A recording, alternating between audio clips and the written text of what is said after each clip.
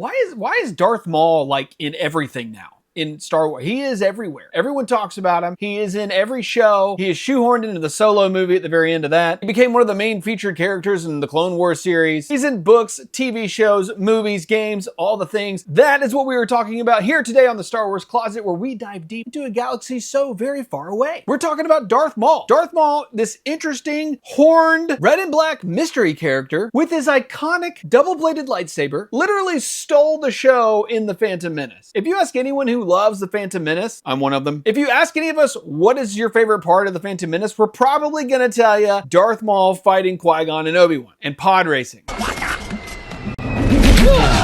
Yes, I see where that movie has its flaws. This is so wizard, Annie.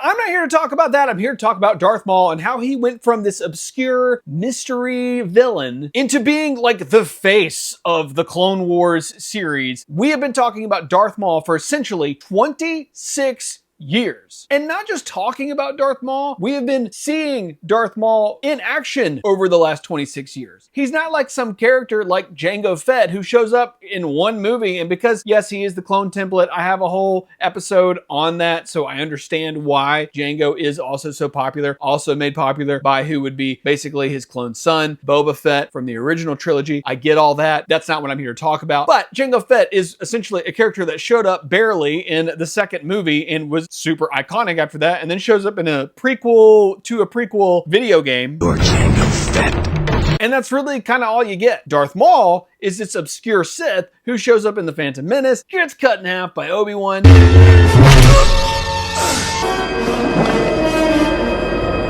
Padawan Obi-Wan, mind you, the GOAT. And you think, that's it. No more Darth Maul. Oh, no, my friends. Darth Maul would be reprised time and time again. That's right, Maul's story does not end with Obi-Wan cutting him clean in half on Naboo. No, this guy has been resurrected, reinvented, and reused more time than a stormtrooper's bad aim.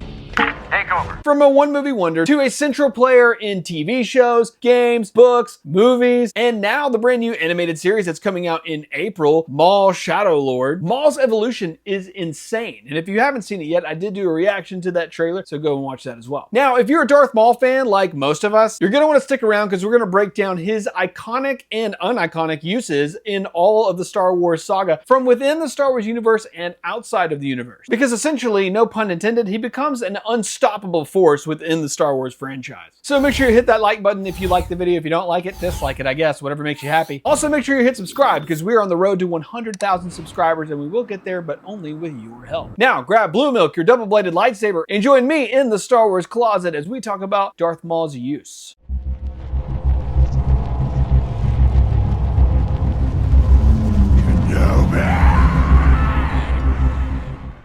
Now let's start all the way to the beginning. Darth Maul burst onto the scene in Star Wars Episode 1, The Phantom Menace back in 1999. He is Darth Sidious's apprentice, a silent, deadly Sith assassin trained from childhood on the brutal planet of Dathomir. Maul's all about the raw power. Tattoos covering his entire body, those yellow eyes glowing with hatred, and that iconic double-bladed lightsaber that changed lightsaber fights forever. In the movie, he is sent to hunt down Queen Amidala and the Jedi. We get that epic duel on Naboo, Maul versus Qui-Gon Jinn and Obi-Wan Kenobi. He kills Qui-Gon, but Obi-Wan gets the upper hand, cutting Maul in half and sending him tumbling down a reactor shaft. And that's it, he's dead, or so we thought. Maul barely has 10 minutes of screen time and like 3 lines of dialogue. Tatooine is sparsely populated. If the trace was correct, I will find them quickly, Master. At last we will reveal ourselves to the Jedi. At last we will have revenge.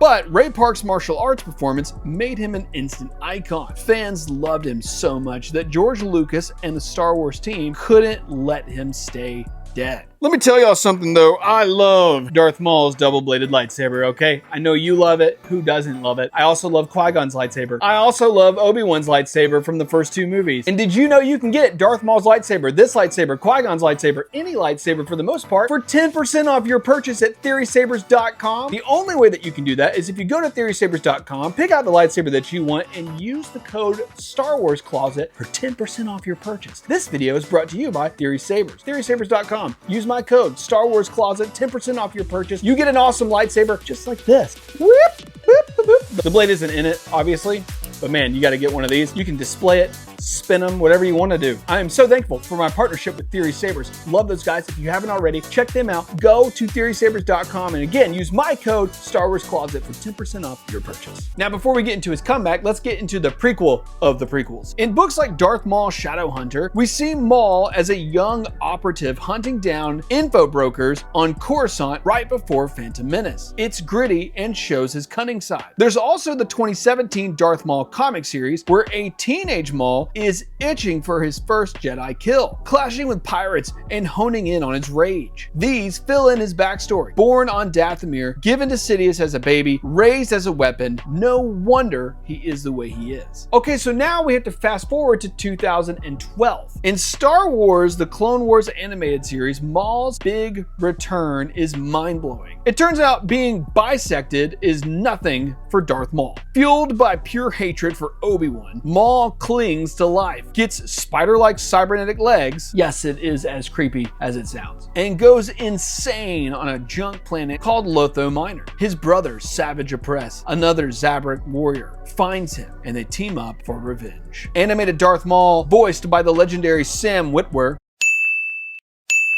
Maul becomes a scheming mastermind, takes over the Death Watch Mandalorians, and conquers Mandalore himself. Do you remember the Shadow Collective? That's Maul uniting crime syndicates like Black Sun and the Pikes to challenge the Republic and Separatists. His arc peaks in Season 5, with the Siege of Mandalore, where he duels Ahsoka Tano in one of the best fights in Star Wars history. Sidious shows up, kills Savage, and captures Maul, but he escapes and keeps plotting. This era expands Maul massively. He's not just a brute anymore. He is a tragic villain, obsessed with power and vengeance. Comics like Darth Maul, Son of Dathomir, fill in gaps, showing him escaping Sidious and clashing with Count Dooku. Maul's Clone Wars story turns him from a disposable bad guy into a key player in the prequel trilogy's bigger picture. And then we fast forward again to post-Order 66. What happens to Darth Maul? After Order 66, Maul goes underground. In Star Wars Rebels, he's an older, wiser schemer, hunting ancient Sith holocrons and manipulating Ezra Bridger. He even teams up with the Ghost Crew temporarily against the Inquisitors. But it all leads back to Obi-Wan. On Tatooine, they have their final duel. Quick, poetic, and Maul's end for real this time. Tell me, is it the chosen one?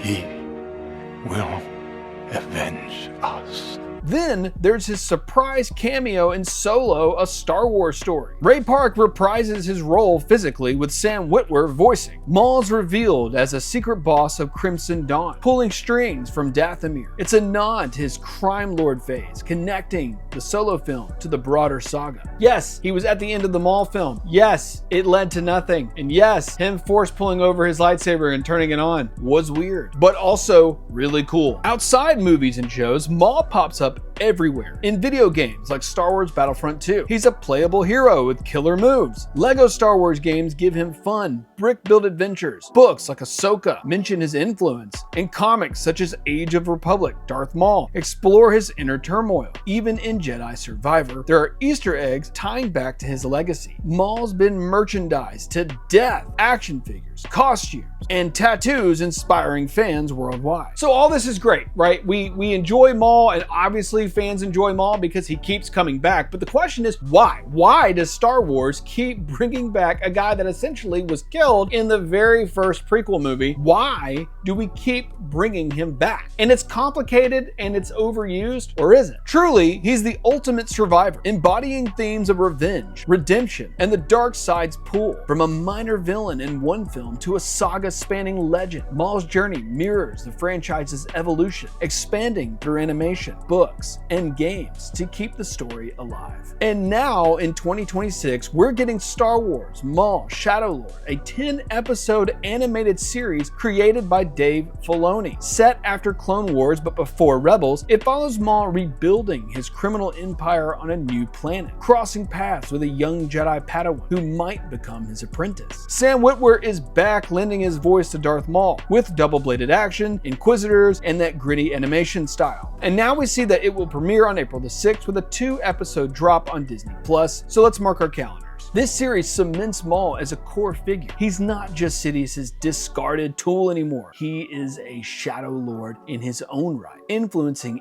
everything from the underworld to the Force itself. I mean, what a ride for this dude. Like, it is such a complicated situation with the Darth Maul character. He is gone and then he's not. He is dead and no, he's not. From a guy that essentially had less than 10 minutes of screen time, like we said earlier, to now being one of the main faces in all of Star Wars, it's pretty wild. Yes, in the marketing back in the early 2000s and late 90s, his face was everywhere because it was so interesting. And then he's got a double-bladed lightsaber and he barely speaks. He's real mysterious and oddly short. But really the way I see it is that Darth Maul's entire arc and story is a testament to Star Wars characters themselves. Star Wars characters can be so overused and reused time and time again. It is the greatest IP of all time. I've always said that. Every Star Wars character, for the most part, has endless storytelling potential. And that could be the answer to our question, why is Darth Maul so used so often? Because he had so much potential and it wasn't really realized just yet in that one movie. But here's the question for you. Is Darth Maul overused? Is Darth Maul overhyped? You let me know in the comments below. And also, are you looking forward to the new Maul Shadow Lord show? I'm looking forward to it. I really like the new animation style. Again, I reacted to the trailer. You can go and watch that. If you like this video, you like this breakdown, make sure you hit the like button. It really helps the channel out. Do you love hearing YouTubers tell you that? It is true though, it helps me out. If you didn't like it, dislike it, but that also helps me out. And if you haven't already, please hit subscribe. We are getting closer and closer to 100,000 subscribers. We're only gonna get there if you hit that subscribe button, so make sure you do now. Make sure you follow me on X, Instagram, all the places, all the things, so you don't miss another video just like this. Join the high ground and make sure you are part of what we are doing here at the Star Wars Closet. I love you all, and we will see you all in the next one.